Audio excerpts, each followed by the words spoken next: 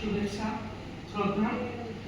আমি একটু অন্যরকম এখানে আমি বলতে চাইছি যে কবিতাটা আমি এখন পড়ব, কবিতাটা নারী হিসাবে পুরুষের ভাবনা কেমন, তো নারীর কলমে কেমন হয়। আমার মনে হয় লেখাটা খুব টাফ, আমি যখন লিখতে গেছি খুব কষ্ট হয়েছে লিখতে।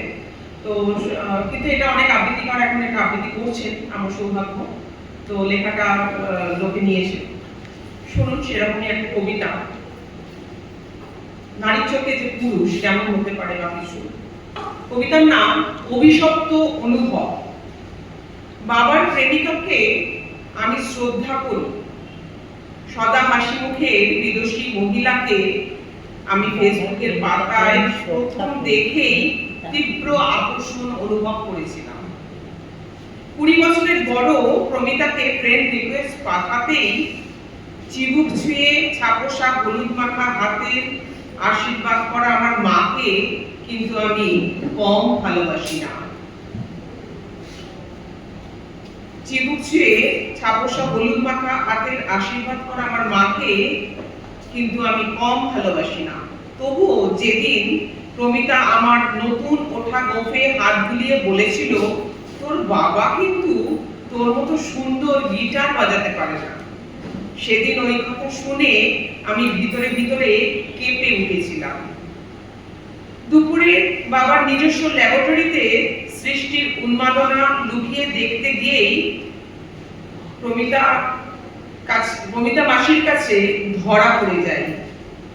আবিষ্কারের নেশায় সহকারিনীর হাত ছুঁয়ে যেত বাবার বিরুষালী হাত।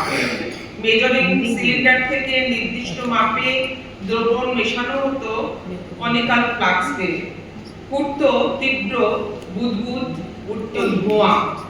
বাবার অনুপস্থিতিতে ল্যাবরেটরিতে একদিন ডাক দিল প্রমিতা মাসি।